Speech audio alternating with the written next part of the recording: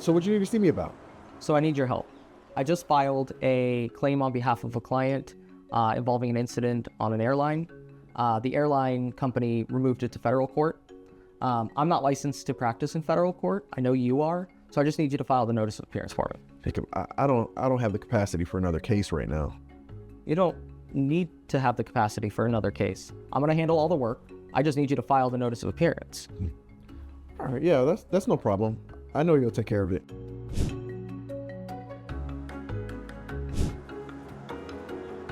Hey, Reggie, you remember that case that you're the attorney of record for, the airline case? Yeah, what's up? So the other side filed a motion to dismiss something about the claims being governed by the Montreal Convention. I don't know anything about that. I need to do some research because I've never worked in this area. But I'm going to need way more time than the court's giving me to get this done. And I also have a trip planned. Okay, so what do you want me to do? So I've drafted this letter here that you'll be out of the office for a previously planned vacation. And you need some extra time to properly respond to this extensive motion filed. I'll need you to file it, please. I know you'll be here, but just saying that you won't, the court will likely grant the extension. Sure, yeah, no problem.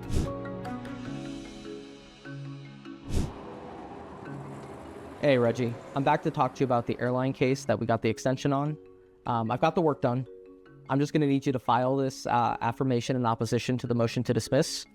It is all ready to go, so... Good. Let me have it. Mm-hmm. Are you going to review it? No, I'm just going to look at the flow, make sure there's no issues with style or grammatical errors, and I'll go ahead and I'll file it. All right, sounds perfect. Hey, you have a minute? Yeah, what's up? Well, we got a reply memo in that airline case that I filed your affirmation of opposition in. Because I'm the attorney of record and you drafted it, I'm getting a copy, but I wanted to make sure that you have one. I haven't read it yet. Okay, yeah, I'll take a look at it. Thanks.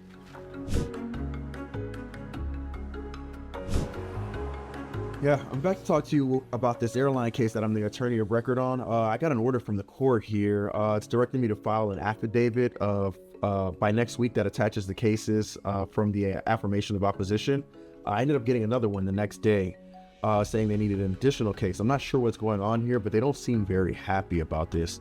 Failure to comply is going to result in dismissal of the entire case. I'm not sure why they need this. I guess the court searched for the cases and couldn't find them. Look, I'm going to need some time to work on this. So what do you want me to do? So here's what I'm thinking. Let's file another extension. Let's file another extension for a couple of weeks. I'm going to draft it saying that you're out of town on a previously planned vacation. I'll need you to sign it, but I'm sure they'll grant the extension this time. But I'm not going on vacation. Yeah, I know, but the court's already granted one for this same reason, so I'm sure they'll grant it again. Okay, sure. I'll sign it and file it.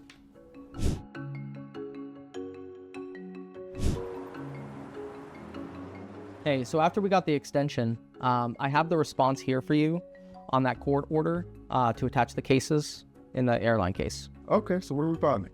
Here you go. I have it here. All you need to do is sign it. Okay, see you got some cases in here. I'll go ahead and I'll sign this and file it. Perfect.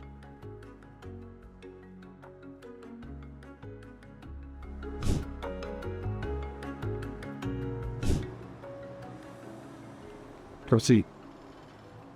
Okay, what's up? We need to talk. What's going on in this airline case? What are you talking about? I just got an order to show cause saying that we cited fake cases. What's going on here? Well, here's what happened. Start at the beginning. We have to prepare for this hearing. So, my practice has always been exclusive to state court. I needed to research the federal bankruptcy claim and the Montreal Convention. The usual database I work with, Fastcase, doesn't cover that, so I use ChatGPT.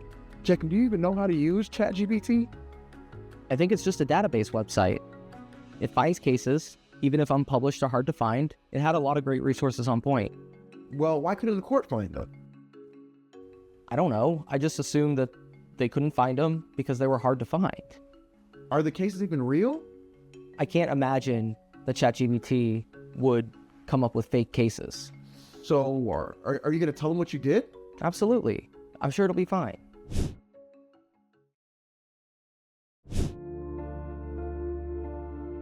Counsel, let's start at the beginning. Who is counsel on this case?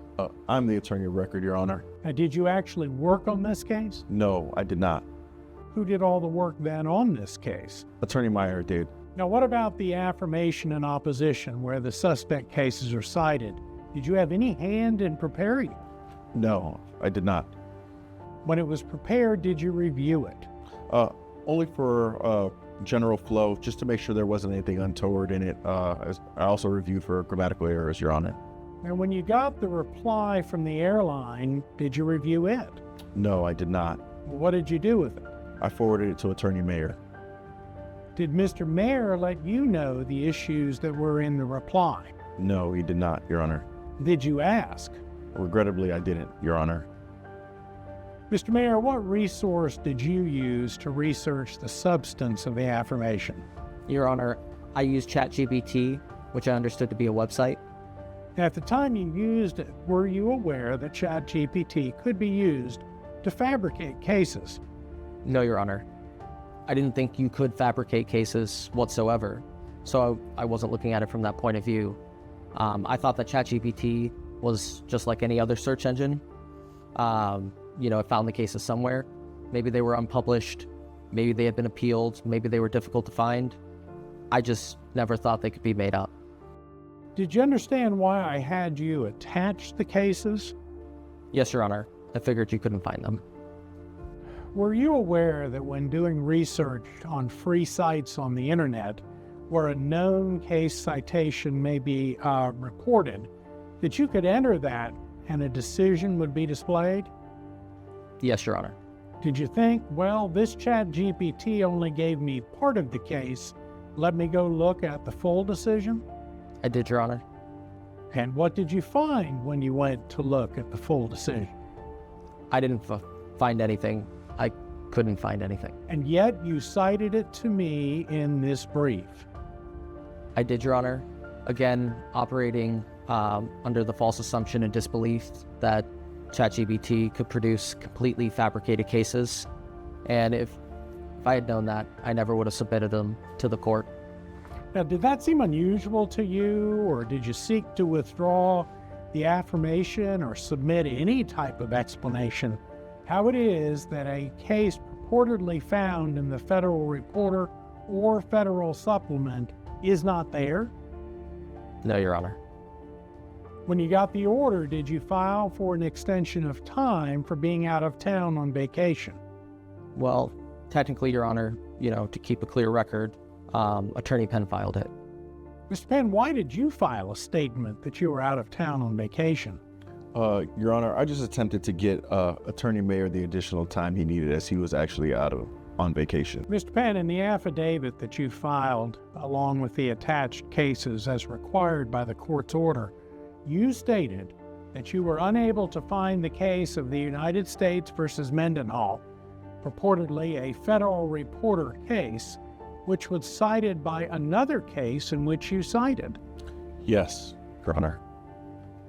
And additionally, Mr. Penn, the affidavit stated that the decisions that were attached may not be inclusive of the entire opinions, but only those available by an online database. It did not identify the online database, and in one of the cases indicated that the attached opinion was an unpublished one. Yes, Your Honor. So is it true, Mr. Penn, that you did not author the affidavit, you had no role in the preparation of it, you have no knowledge as to the contents of it, and yet you signed it anyway? That is correct, Your Honor. And furthermore, is it true that Mr. Mayer was the sole author of the affidavit and the exhibits? That is correct, Your Honor. Mr. Mayer, did Mr. Penn review the affidavit? No, Your Honor. I prepared the affidavit. I walked into Attorney Penn's office, which is 20 feet away from mine. He looked it over, and he signed it. Did Mr. Penn ask you a single question about it? No, Your Honor. Had you provided Mr. Penn a draft of it? No, Your Honor. Mr. Penn, did you know that Mr. Mayer has never practiced in federal court? He has no experience with the Montreal Convention or bankruptcy stays? Yes, I did know, Your Honor. And is it true that, Mr. Mayor, you have so little experience in federal court that you thought the site F3D meant Federal District Third Department? Yes, Your Honor. Mr. Penn, what exactly did you do when you received the court's order? I didn't do anything other than turn it over to Attorney Mayer to locate the cases in the order.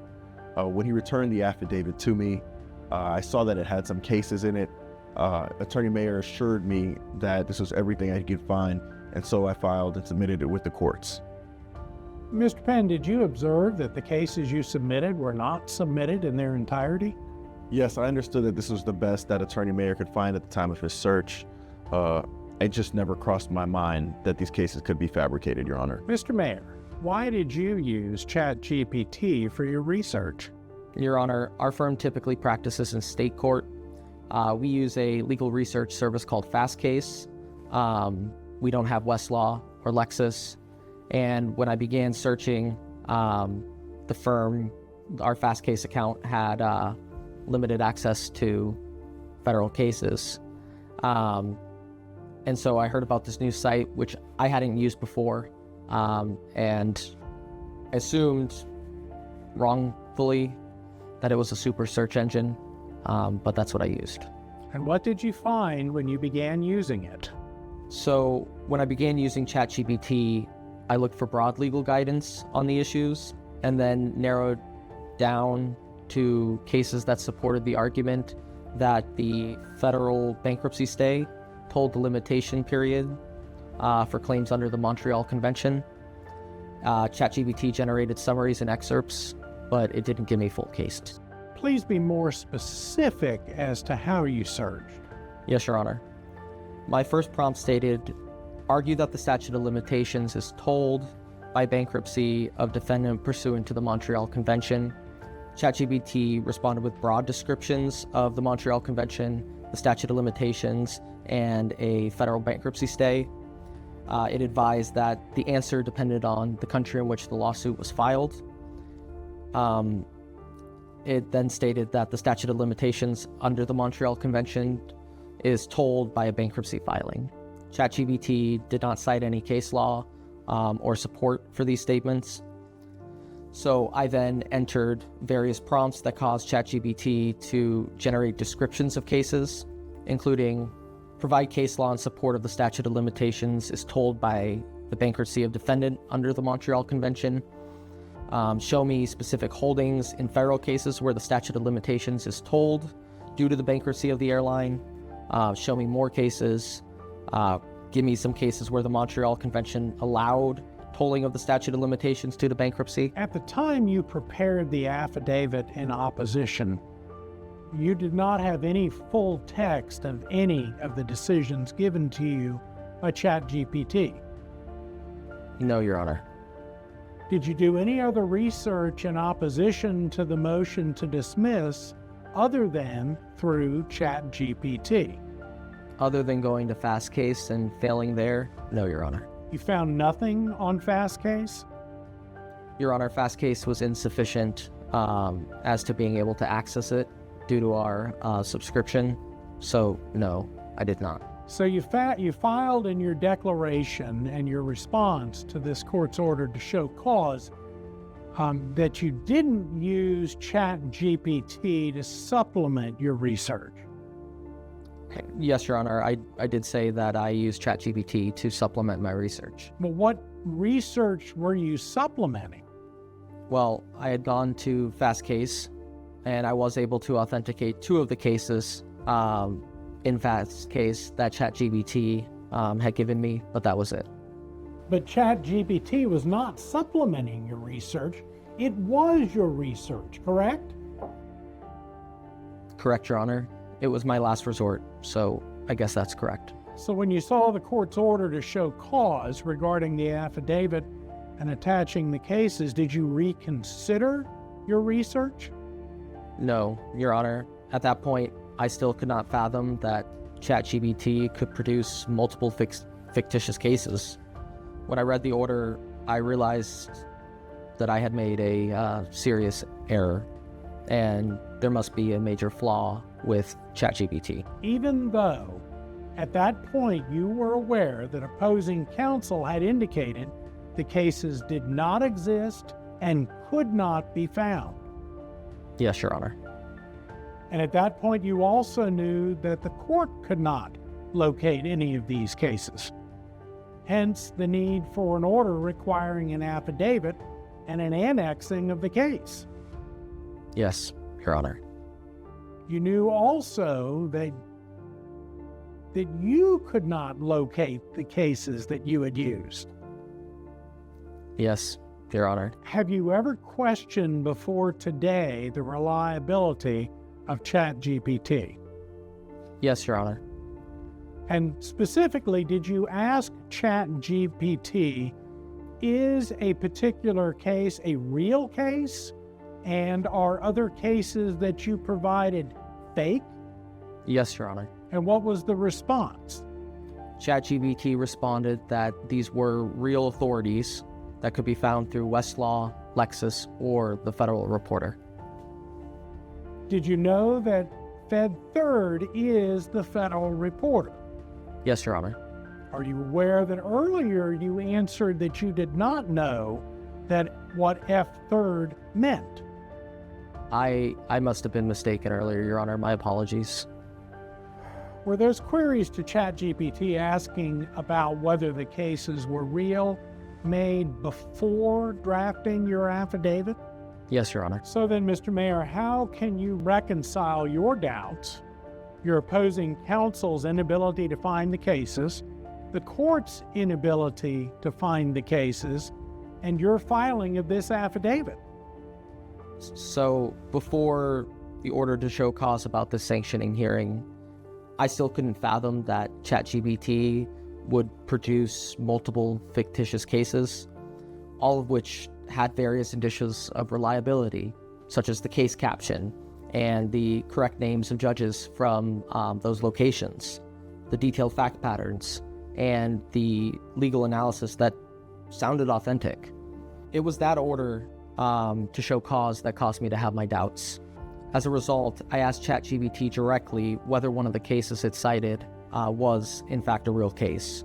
Based on what I was beginning to realize about ChatGPT, I highly suspected that it wasn't. However, ChatGPT again responded that it was, in fact, a real case. It told me I could find it available on Lexis or Westlaw, which is contrary to what the court and defendant's counsel were saying. Your Honor, this confirmed my doubts that ChatGPT was not providing accurate information, but was rather responding to language prompts, regardless of the truth of what it was providing. However, this was already at the time that the cases had been cited in our opposition papers and had been submitted to the court. And have you at any time asked this court to withdraw your research or advise the court not to rely upon it? No, Your Honor.